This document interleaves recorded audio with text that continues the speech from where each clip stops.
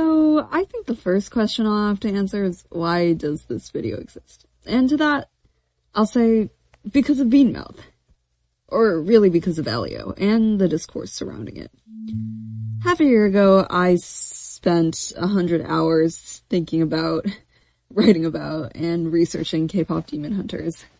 Not the brightest thing a person could do, but in any case, because I was tracking the public discourse around K-pop demon hunters, another project crossed my radar, and that's Elio. You see, I watched 2 videos consecutively, both discussing Elio and to a lesser extent K-pop demon hunters, but what really attracted my attention is that these videos, while both attempting to provide a reason for Elio's failure, were diametrically opposed in their conclusions. I'm talking about Sam Does Art's video, Disney is Blaming Us for Flops, and Miguel Munera's video, How Sony Outsmarted Pixar. Now, I'm not going to try and pit these videos against each other, that's besides the point. What is actually of interest to me is how these two approach the question of what makes a character relatable. They both agree Elio is not a very compelling character and that he lacks the capacity to capture the investment of his audience. Where they differ is their theorized cause for the apathy. You see, Elio was originally intended to be a more unique character than how he turned out. Like so many Pixar protagonists before him, his story was ostensibly the director's biography. He was a literal self-insert, a reflection of director Molina's childhood growing up queer and struggling with social alienation. In Sam's video, he suggests that the reason that Elio failed to connect with people is owed to the fact that Elio was hand-tailored to represent a single person. Well, the logic is intuitive. Of course, a mold carved to precisely fit the edges of one kind of shape won't convincingly fit any other. Miguel, on the other hand, came to the opposite conclusion. He theorized that Elio, the final product anyways, wasn't carved to fit any specific shape and therefore failed to fit anyone. It's your classic try to please everyone and you'll please no one. But the reasoning here is also sound. There is no one who can convincingly represent everyone, and so everyone will never represent the individual. It's the equivalent of trying to fit everyone into a square mold. Of course, it's generic, but it neglects the truth that nobody is generic. Nobody is square. So let's talk about Elio, and more specifically, why Elio is not relatable. Is it because Pixar failed to commit, or because it tried to at all? For the purposes of this video, we'll be using Pixar's recent offerings Turning Red and Luca as our archetype for our quote-unquote niche protagonists. On the other side, we're going to use Solo Leveling for the more generic, all-purpose protagonists, the Kiritos of the world. Well, it's time. Let's decide the superior self-insert.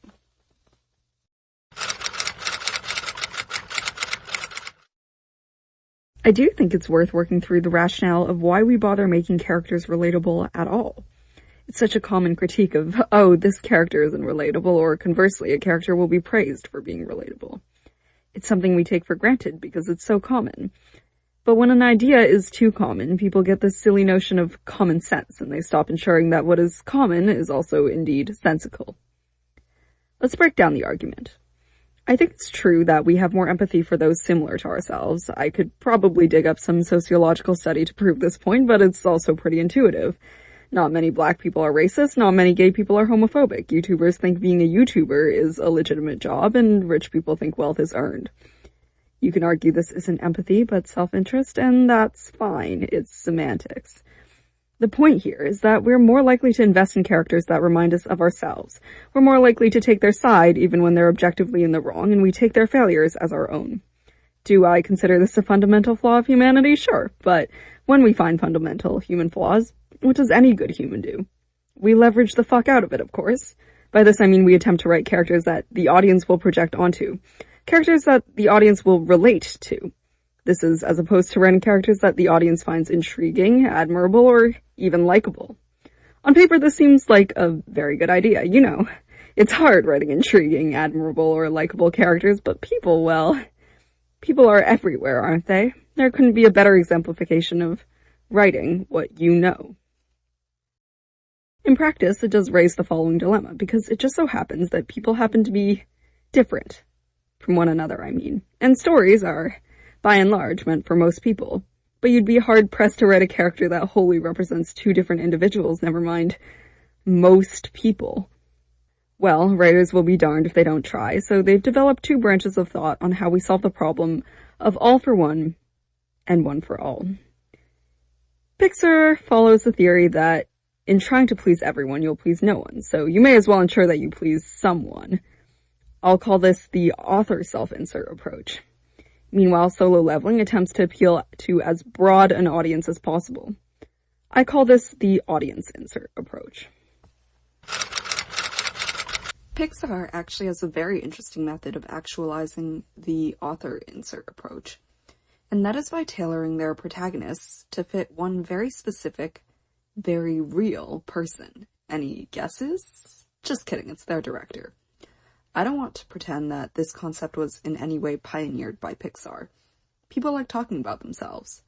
Writers are people. Writers like writing about themselves. It's not hard to decipher, but I do think Pixar has made a habit of publishing what amounts to Trojan director autobiographies.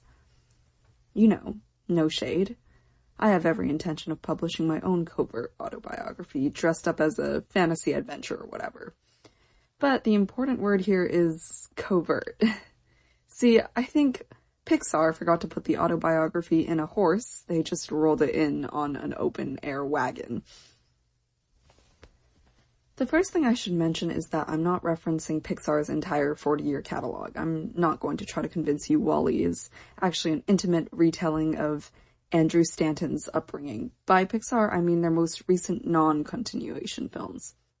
We won't be discussing Lightyear or Inside Out. We also won't talk about Elementals because I admittedly have not seen it. Our focus today is Elio, of course, Turning Red, and Luca. Elio is a bit of a weird case, seeing as the film originally took the same approach as the latter two, but was later rearranged and bleached into its current form. But Luca and Turning Red are flawless examples of the author insert method. Let's look at Turning Red first, and I don't want to spend too much time here because it's hardly a secret. In fact, Pixar goes out of its way to promote how personal these stories are to their creators.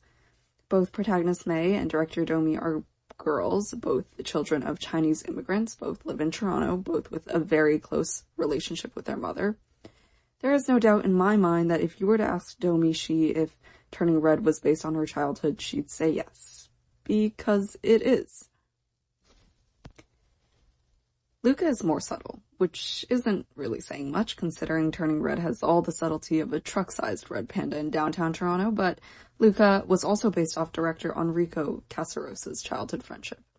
The focal point of Luca is the relationship between the two protagonists and how their friendship helps break Luca out of his shell.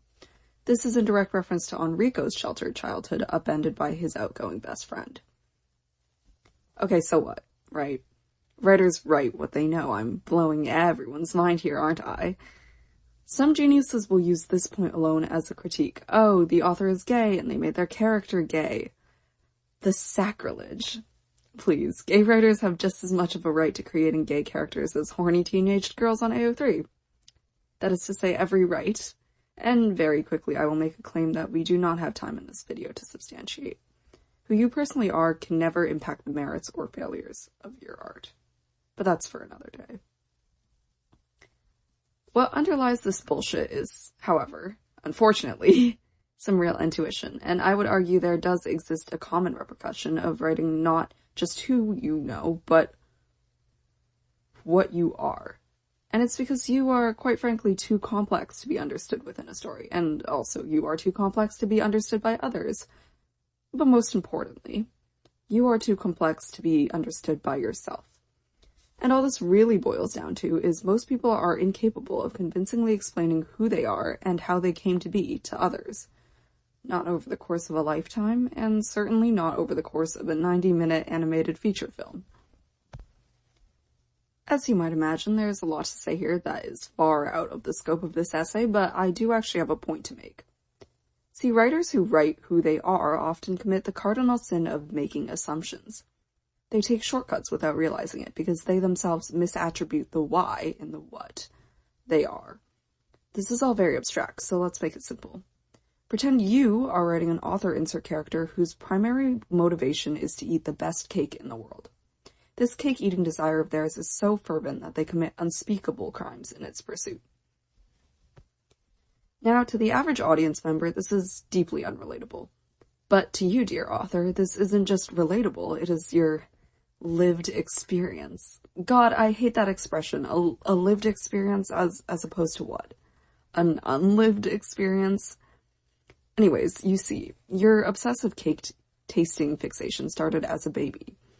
Your mother would whisper in your ear, "No child of mine shall eat store-bought garbage," while spoon-feeding you gourmet, fresh-baked goods. And when you were but 3 years old, your elder sibling was baked into a sponge cake and force-fed to you. Now, you are all grown up and writing this covert autobiography, a metaphor for your life. For cake. But you don't remember all you went through as a child, and even if you did, how could you possibly distill all this trauma, this history, down to a 5-minute flashback? You can't. You couldn't even begin to, so you take a shortcut. You may not understand how you came to be the cake-obsessed fiend you are today, but you can make some inferences. Your mother is a baker, after all. Maybe that is the origin. So that is what you end up writing. Your protagonist is a cake-motivated war criminal because their mother was a baker. From the outside looking in, anyone can see this is in no way solid argumentation. Most non-you writers would ironically be able to write a much better explanation, but you aren't going to go out of your way to write a lie when you have a perfectly good reference in yourself. That is, at its core, the trouble with writing author self-insert characters. You don't take care to make sure your characters make sense to the average person. You assume they make sense because they are real, and what is real must be sensible. What is real must be realistic. We forget that what we put on the page is only a portion of what is real. You cannot make out an image cropped down to 7 pixels. In the case of Turning Red, why is May so desperate to cling on to the objectively destructive and dangerous red panda form? The film attempts to argue that it is a form of self-expression for an otherwise very repressed teenage girl. And maybe if you are a very repressed teenage girl, that argument works for you. I suppose I am, since I'm turning to YouTube as a form of self-expression, but to be honest, it's not a point that resonates with me. And this is where we hear the inevitable rhetoric that this story just isn't for me, the implication being that stories are incapable of making a person feel what they have not undergone. Though it is quite a tragic stance to take, since it is, on the contrary, the only thing stories are capable of. The purpose, the power of stories is to allow one to live a life they do not live, to create the unlived experience. You know, if that's a thing. If there is a story that isn't for most people, that does not, or more accurately, cannot appeal to the average person, it's not because the audience hasn't unlocked the prerequisite to evolve their Pokemon. It's because the writer has failed to provide a sufficient case. But then it can be said that these insufficient cases have the unique opportunity to be highly efficient, because it is a lot easier to say my mother was a baker than it is to meticulously reconstruct every last moment of one's childhood. And even though it won't resonate with the vast majority of your audience, I'd wager there's at least one cake-eating terrorist in the world who looks at your story and sees their reflection. This is the modus operandi of these stories. This is the virtue of the author insert method. Yes, for the vast majority of its audience, these stories will fail to resonate, but for the chosen few, your story reverberates like no other. And if it needed to be said, obviously in practice, stories like Turning Red and Luca appeal to audiences much more ordinary and common than our cake-motivated example.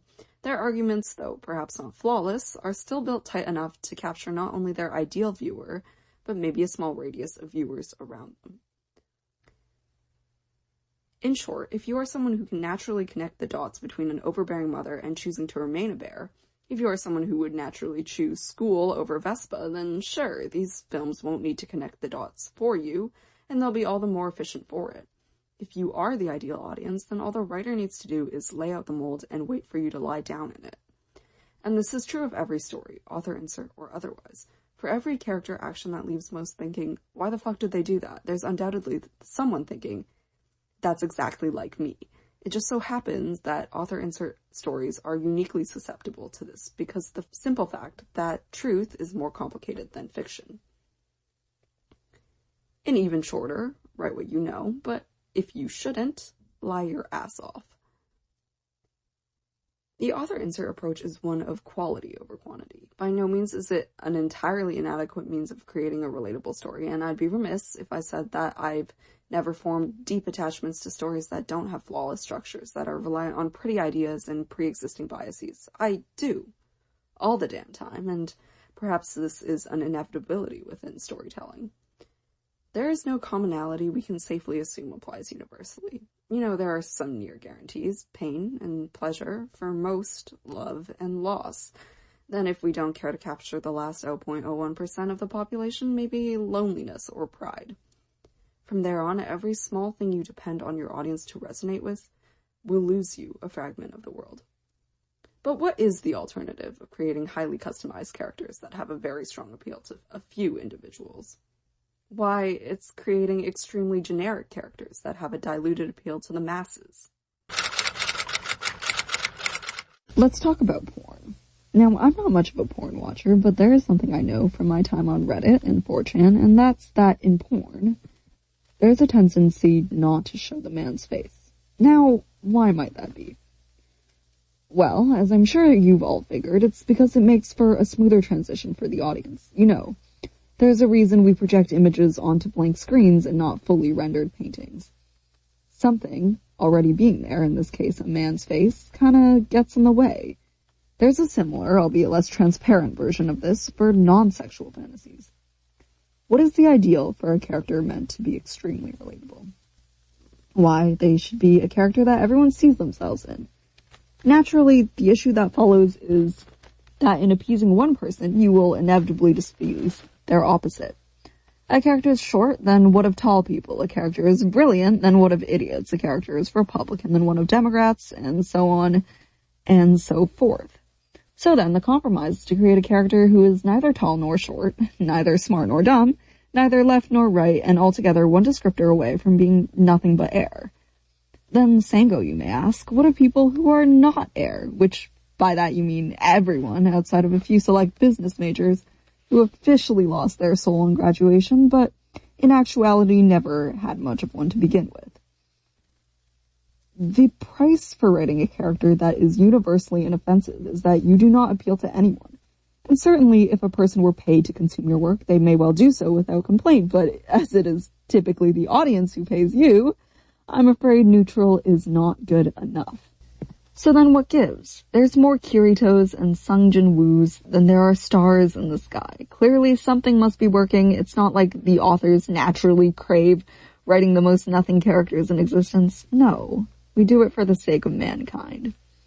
The purpose of Sung Jin-woo is not to be a character that people naturally relate to. If you were to drop Sung Jin-woo into a slice-of-life character study TV show like Toradora or Horimiya, absolutely no one would watch that show. How about Sungjin Kazuma? In virtually any story where the character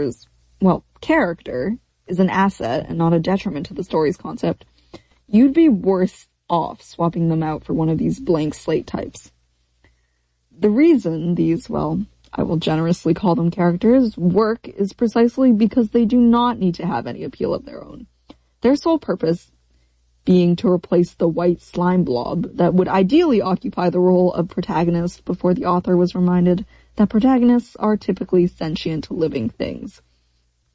Then these stories are actually uniquely defined by not their characters, but their worlds, specifically the situation and circumstances occupied by their protagonist. You consume the story not out of a sincere attachment to the characters, but because you desire to inhabit their bodies. I want you to think of these characters the same way you'd think of skin tone mesh in a dress. In a perfect world, there'd be no mesh, and the lace would hold its structure on its own. The real appeal is the lace detail, but in order for the intricate design to be understood, you need that underlying support. The criteria for good mesh is to be as invisible as possible. So in summary, the purpose of these blank slate characters, much like a blank projector screen, is to pose as little of a challenge as possible for a projection to take their place. But let's talk about how we execute this in practice. There are things people want that they do not have. Of course. These are things that are difficult or maybe impossible to achieve in reality. Then, if they cannot have it in reality, we can offer it to them in fiction. You can think of yourself as a vendor for an audience's fantasies. For the most part, you should sell a fantasy that is both highly popular and highly valued. Most people want it, and most people don't have it, Love, sex, money, power, fame. These are probably the most commonly sold goods, and if you're a good salesman, you can sell all 5 at once. The key to being relatable is not to be a relatable person, but to have a relatable situation. Yes, very few of us carry the same principles or convictions, but just as there are common desires, there are also common miseries. Who cares if the protagonist is genuinely similar to you when they too live paycheck to paycheck, are perpetually single, and work a meaningless job? Why target your character when your struggles are far more ubiquitous? Yes, there are some fantasies that begin in immediate gratification, with the character already born into a noble family with once-in-a-century wizard abilities and a harem population size larger than some micronations, but for the most part, we start with characters in typical or worse than. Why? The same reason religions keep the standards for being a good follower attainable, because your audience needs a plausible gateway to heaven. This means no having always been rich, handsome, and powerful. It's today years of age too late for your audience to achieve that. Similarly, no achieving paradise through unconventional choices. This goes right back to writing the human personification of Wonder Bread. Characters earning their situations by being unique individuals is absolutely taboo. Your characters should begin in an ordinary position and achieve their new status without contradicting their ordinary nature. This means falling asleep and waking up with their new powers, having a random chance encounter with a god, or just randomly dying and reincarnating in the body of the last wizard Jedi in a fantasy world. We'll go more into logistics in a moment. I know when I speak on this topic, I come off as quite hostile. I don't consider it much of an art form. But I would hate to imply that there's no such thing as skill in writing power fantasies. In fact, I consider solo leveling an incredibly competent power fantasy. It's not my fantasy, because I think having to go outside defeats the purpose of being alone, but it is a genuine masterclass on the craft being power fantasies. There are only truly 2 concepts to understand when writing a power fantasy, both of which solo leveling has mastered. The first being pacing, and the second being identity. Now, this is straying dangerously far into just how to write a power fantasy and not how to write relatable, but the fact of the matter is that power fantasies are inherently relatable, because they, by their nature, incentivize the audience to relate to the protagonist. Their value proposition can only be realized if the audience does so. So, given that, let's talk about how to pace a power fantasy. When I say pacing, I'm misusing the term. The typical story paces events. Power fantasies pace gratification. To write a power fantasy is to make your audience a myriad of promises. The more promises, the better. This is the first thing solo leveling executes beautifully. There was a pretty famous study done in 1998 where half the surveyed participants stated they'd rather be paid materially less if they were paid relatively more than their colleagues. Which, mind you, that's dumb. If that's how you operate, I'm judging you. Now, in the real world, where real money has real material benefits, still half the population prefers to fatten their egos than fatten their wallets. What do you think the ratio is if the trade-off is between fake money with no value and ego? This is all my long way of saying that you entice your audience with relative, not empirical gains. Don't let your hero fly when others have wings. Instead, let them walk when no one has legs. In fiction, the only way to climb higher is by putting others underneath you, which is also why we should cherish living in a world where that is not the case, where we can live for our own satisfaction, not worthless competition with others. Back to writing advice, because writing advice is essential, and life advice, especially from a teenager, is useless at best. So, then the question becomes, relative to whom? There are 2 sources you should consider: the protagonists themselves and the other beings of their world. You should endeavor to create a broad and defined sense of power scaling. Those are the 2 components that make a deal enticing: value, 1, and certainty, 2.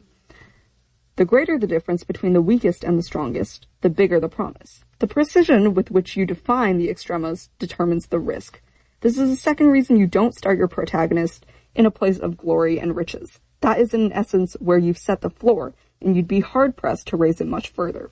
Instead, solo leveling demonstrates their understanding of this concept by giving the protagonist the literal title of weakest in the world. Now, if he can accomplish even a third of what the average hunter can, It will be a massive feat. You've given your audience so much more to look forward to. From the very first chapter, solo leveling establishes the miles of difference between hunters, between an E rank and a D rank, the worlds of distance between Sung Jin-woo and an S rank. It even goes so far as to state the terms in direct relativity to others. Being a hunter makes you better than 99.9% of the population. Being an S rank makes you one in several million. This is how you must make your pledges. Do not say you will be so much stronger. Say today, you are stronger than no one, but in a year, you will be stronger than 99.999% of the population. This is how you make use of vanity in a person. This is also what I mean when I say clear definitions. You should lay out both the beginning state of your protagonist, as well as the exact altitude that they are destined to reach. In solo leveling, it is all but explicitly stated that Sung Jin-woo will eventually exceed the strength of S-rank hunters. Make your own definitions equally unambiguous, and you may well have $1 million franchise on your hands. In summary, establish where your protagonist is and where they go. That's not the hard part. When I say pacing, I mean pacing gratification. The problem with people, and therefore audiences, is that people are greedy. Once they get what they want, they will leave. Take too long to give them what they want, and they will also leave. The key to maintaining your audience is to drip feed them results. Think about it as running a restaurant, where instead of being paid per order, you're paid by how long each patron stays in the shop. If nothing arrives by the hour mark, they'll walk out, but serve them too early and they'll be gone in a hurry. This process becomes drastically easier if you set your story up for a 12-course meal, say by having 5 clear rankings for power levels within your story, than if you only have 1 appetizer to serve. But even if you've done exemplary work establishing scale in your universe, you can still very easily fuck it up. If you serve all the courses at once, if the gaps between each course are too long, if they're too short, if you serve all the best or worst dishes consecutively, the room for error is basically a closet. If you're writing a power fantasy, there's an exercise I highly recommend you complete before you start ordering events. Take a look at your premise and the world setup. Then make a list of all the implicit promises you've made to your audience. Quickly, we can do this for solo leveling. After reading the first 3 chapters of solo leveling, there are things we, the audience, can expect will happen by the end of the story. It's actually fascinating how well most stories endeavor to outwit their audience and be unpredictable. Power fantasies are explicitly reliant on their audience having substantial knowledge of the story's destination. We know that Sung Jin-woo will surpass the second weakest hunter in the world, that he will heal his mother, that he will be able to support his sister, that he will exceed B ranks, A ranks, and then eventually S ranks. We know that he will eventually defeat the statue god who first killed him, and in all likelihood he will have bitches, though that's more of a perk of the genre than something explicitly established. And there's probably more I can't list off the top of my head. That's part 1. Right away, you can check if your setup has promise. Ask yourself if all these guarantees would be enough to keep you invested. Part 2. Rank your promises by how much value they offer your audience. Obviously, this is a subjective order, but there are still some opinions that will be more popular than others. For example, we can pretty much assume that surpassing the level of S rank will be more gratifying than surpassing the level of A rank. We can also assume that curing his mother will be more gratifying than killing a random mob. I want to impress upon you that satisfaction here is not determined by how objectively difficult it would be for an ordinary person to accomplish, but by narrative significance. The longer this has been the protagonist's focus, the more integral it is to their ambitions, and how much weight the accomplishment carries within the context of their world. That being said, don't bother trying to formulate a rule set for ranking these. Your intuition will be far more reliable. Once you've ordered them, you can use these rankings to pace your story. Naturally, there will be certain achievements that are only accessible through the completion of other achievements, but keep in mind that it is also largely within your discretion to place narrative weights on these moments. Bring yourself back to that restaurant. Now that you've planned out all the courses, how are you going to send them out? When you're trying to decide an order of events, a good rule of thumb is to distribute your most impactful moments evenly across the story. Same goes for achievements with similar attributes. Romantic achievements should be spaced apart from one another, as should combat achievements. This is a way of hedging your bets. Have an audience who's only in it for the romance, they'll be gone as soon as the harem is done being constructed. Have a reader obsessed with wealth, they're only hanging around so long as that wallet is getting thicker. So, pace yourself. Hold every possible bias hostage at your table until the restaurant closes. Though, it should go without saying that you do actually need to fulfill your promises, with maybe the single exception of if you want to cuck your audience at the end by, say, killing your protagonist, good on you if you write that, by the way. That's a perfectly viable option, and it would be very funny. In fact, please do that. Please, please. Establishing and fulfilling promises is what I would consider the technical aspect of writing power fantasies. It's one of those concepts that resembles a science more than an art or philosophy. The absolute opposite goes for the second tenet of writing power fantasies. I don't like solo leveling, to be honest. It sort of pains me to give it such high praise, but solo leveling has a nigh awe-inspiring understanding of our second concept. The second concept being, and okay, don't laugh, okay? Solo leveling has an extremely sturdy grasp on human nature. Yeah, I am so serious right now. Okay, for the past 30 minutes or so, I've actually been quite facetious, saying things that are outright incorrect and inconsistent with the logic I'm about to present you. The reason being that, so far, I have been abiding by our sort of collective definition of what a self-insert Sung Jin-woo character is supposed to be. The archetype described succinctly is relatable generic. We can see ourselves in them, but only insofar as anyone can see themselves in them.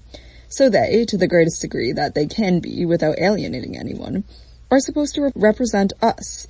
Yet, and here's the interesting part, right? We are supposed to want to be them. How is that supposed to function exactly? We can't both want to be them and be them simultaneously. And here you may think I'm being facetious again, or depending on how little grace you grant others, you may also just think I'm dumb, because I'm playing with semantics transparently. From everything I've described so far, we don't want to be who they are. We already are who they are, but we want to have what they have. See, no contradiction there. Right. So that seems pretty clear-cut, right? Except, and yes, this is the trap. What exactly is the difference between who we are and what we have? The question, what is the meaning of life, is lame. I don't know, if it's your thing, good for you, but if there was one question I could have answered, it would be, what is the best performing stock over the next 10 years? But if I couldn't use omnipotent Siri to materially enrich myself, then I would ask, what am I? Don't you think someone with the answer to this question is someone with a profound knowledge of human nature? Well, guess who has it? And I'll give you a clue. It's definitely not me. It's solo fucking leveling, and it brings me no pleasure to say that. Let's put this in more finite terms. Is someone rich, or do they have money? Is someone brunette, or do they have brown hair? Are you intelligent, or do you have intelligence? 君は五条悟だから最強なのか最強だから五条悟なのか Do not dismiss these as being one and the same. To say someone is something is to imply that they would be less themselves without it. That is the key distinction between having and being. You are drawing the line between identity and the world. Though it's not something we tend to confront in direct terms, I think the general consensus is that it is dependent on the individuals. You know, it varies. Just because I don't consider brown hair a personality trait doesn't mean that it can't be your personality. I did go a bit down this rabbit hole in my last video, but this time I won't be bothered to present a moralistic argument on it. This is all to say that under conventional wisdom, these traits can freely flow between having and being. It is possible for one person to be courageous and another to have courage. It is within the discretion of the individual. If you have the time, you should try separating these attributes for yourself. It's good exercise, one that I will avoid because I'm a coward. That, or I have cowardice, I will not reflect upon it. But here's the fun part, and also the part where we get back on topic. Remember when this video was about solo leveling? Okay, the fun part is that I don't have to. It is misleading to say that it is within our discretion to categorize these attributes, because it implies that without our attention, these things would float in limbo, idle, and undefined. No, I think it's fair to say that they are already in place. When we ask ourselves to draw the line, we're only visualizing a barrier that has long since been established. Power fantasies work when their characters are who we are, but have what we want. Are you starting to see where I'm going with this? We could basically reverse engineer the truth of our nature by using power fantasies. Think about it. I can tell myself that my gender, my hair color, my abilities even, aren't integral to my identity. And I could very well be saying that just as a matter of principle, not as a genuine reflection of my attachments. A perfect self-insert would allow us to bypass that bias because it answers the question, if I wasn't literally me, that is to say, not in my body, not by my name, not from my perspective, what traits would I gravitate towards? The divide between is and has is drawn subconsciously because we relate to others subconsciously as well. It can be uniquely helpful for bringing these preferences to our consciousness. Okay, but maybe all that is above my pay grade, which is nothing. I get paid nothing. What does any of this mean in practice? What does this have to do with solo leveling? The point of all this is that solo leveling knew where to draw the line. The most pervasive error within power fantasies and this type of audience insert character is that they conflate what people have with what people are. And in the process, they give their characters unappealing possessions. I'll give you an example. The average person is average looking, right?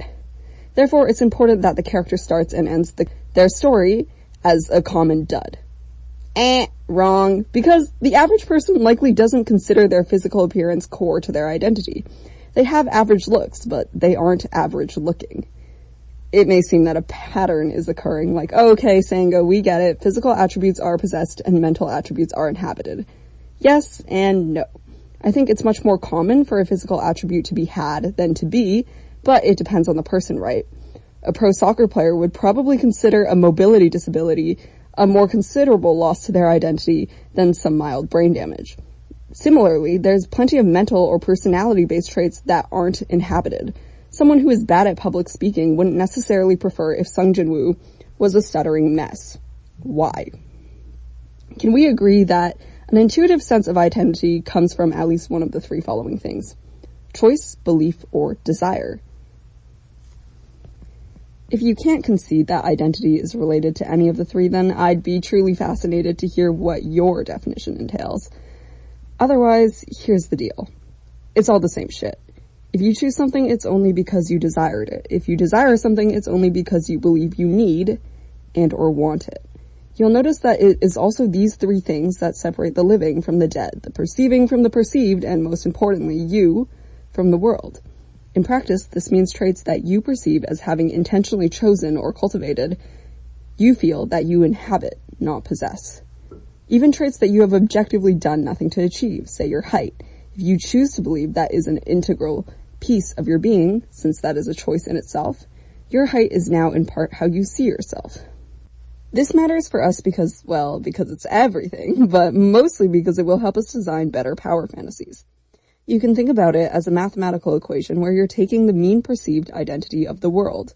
Make a concerted effort to sort through the most prominent characteristics and attributes, then decide whether the average person intuitively considers it a trait or an asset, not what they would tell you they consider it, what they subconsciously do.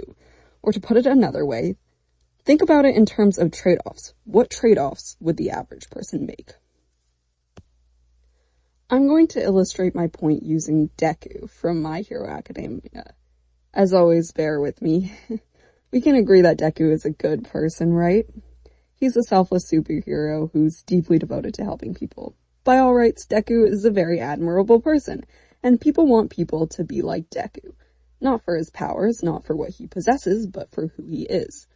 But Deku is not actually very relatable, because although we might agree that others should aspire to be Deku, we ourselves don't actually want to be Deku.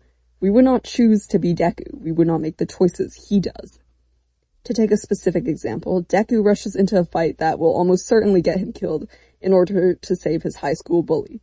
Good for Deku. I wish everyone was like Deku, except for me. I neither would nor would want to possess the inclination to do such a thing. If it were me, if it were most people, we'd say fuck him, fuck Bakugo, and we'd go about our day. Just because the average person considers a trait good or admirable does not mean that they are willing to make the sacrifices needed to inhabit it. Your self-insert should only make the trade-offs, only make the choices that the average person would. I like this Deku example because it's very transparent. Yes, we all agree that it is good to be selfless, but we also mostly agree that we'd rather not if it meant almost certain death.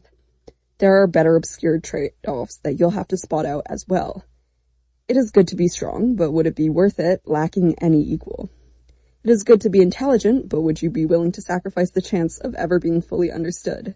Oftentimes, holistically representing these attributes means unearthing these choices. If you are writing a audience insert power fantasy, it is in your best interest to make these choices as obvious as possible. And of course, to have your protagonist make the obvious choice. So to summarize, make your self-inserts everything your audience is, and give your self-inserts everything your audience wants. That is to say, your characters should make all the same choices as the average person would, but reap all the rewards that they never could. Now, to be honest, do I think this was the line of thought the writer was pursuing while writing Solo Leveling? No. I think it's much more likely they were just trying to write a character that seemed cool and non-divisive, and they hit the sweet spot.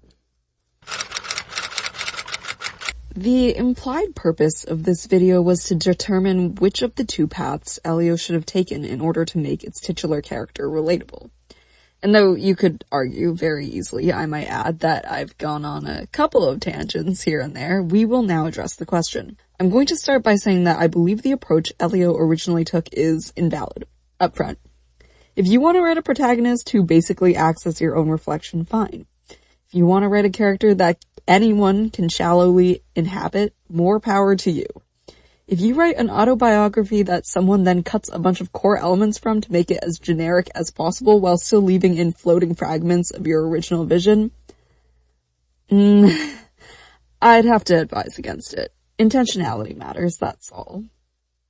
Now, if the question is choosing between the author self-insert and the audience self-insert approach, the answer is, and to the surprise of no one, it depends. It depends on what you are trying to accomplish.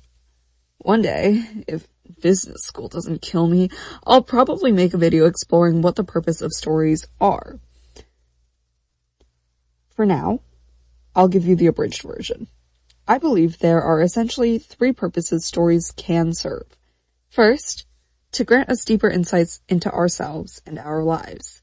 Second, to give us an escape from reality. Third, to affirm our existing perspectives. No, I will not be trying to convince you that there is a superior or correct option out of the three, not in this video anyways. Some essayists, like The Little Platoon, favor escapism, but without further introspection, I can only assume it is whatever you desire from your stories. It is also untrue that each story can only have one function. They can have two, or all three, and arguably the better ones do. After all, the more purposes a story serves, the more people it appeases, though we can litigate if all good stories are crowd pleasers. We can also note that stories can serve different functions depending on who is viewing it. The most obvious example would be insights and affirmations. To someone who does not possess some piece of wisdom, the story grants insight. To another who already holds it, the story grants affirmation. If you want me to justify these categories, you'll just have to hope I don't die before I can. It's funny how much time I've spent comparing author inserts and audience inserts when they fundamentally serve different purposes. The purpose of an author insert is generally to give the author and audience the chance to examine the character from a third-party perspective. How do others see me? Looking back now, did I make the right choices? Am I in the right place today? This can serve both the insight and affirmation purposes. The purpose of audience inserts is generally to let your audience have an experience that they could not ordinarily have. I know I've talked at length about fantasies, but audience inserts are also widely used in the horror genre and thrillers. We assume that people want to feel good, but that's not always the case. All to say, if you're writing an audience insert, it's probably for escapism purposes. Yes, no worries, I'm aware the way I'm able to dodge the point should be studied by politicians everywhere, but the very short answer to this very long essay is this. If Elio wanted to let people reflect on their lives, the author insert approach is fine. If Elio wanted to help people escape their lives, the audience insert approach is better suited. As for what I think Elio should have done, if I were to, for a moment, stop hiding behind all the pseudo-intellectualism, honestly, I don't care for either approach. Sure, they can be effective under the right circumstances, and as Solo Leveling demonstrates, there are ways to make them more so, but they are also terribly limiting. Still, They say if you are stuck between waiting for a bus or just walking, the fastest way will always be to just pick one and commit to it. Whichever Elio had chosen would have been better than not choosing at all. Before we end this video for real, let's return to that question that sparked all the conversation in the first place. Why did K-pop Demon Hunters win out over Elio? I wrote this question out in the initial video outline without really having any thoughts on it. Yes, K-pop Demon Hunters is more unique, its concept isn't done to death, it has Golden, that last one is really an underrated contributor. There's probably something to be said about adult protagonists, in that I think children are more partial to adult protagonists than adults are to child protagonists. In part, it has to do with what we've discussed in this video. Rumi is actually quite a decent audience insert. She doesn't really do anything the rest of us wouldn't. She has a lot of what the average person wants. Fame, fans, money, power, an attractive partner who'd die for you. She has her patterns in the same way Sung Jin-woo started as an E-rank, in that by the end it didn't really matter. K-pop Demon Hunters committed where Elio couldn't, probably accidentally, but all the same. Okay, the video is over now. You can go home. But one thing I was thinking about while writing up the section on defining the self is how it could be applied in ethics. People, of course, use different frameworks. The one that has always seemed most intuitive to me has been one of debts. You have the responsibility to give people what they are owed and nothing more. But how do we establish what someone is owed? According to my definitions, what you have due to luck. Does obtaining something through luck make you entitled to it? If you can only be entitled to who you are and not what you have, maybe this could all be used to establish these debts. Someone please think about this on my behalf, since I'm too lazy to do it myself. Thanks. Oh yeah, and thanks for watching.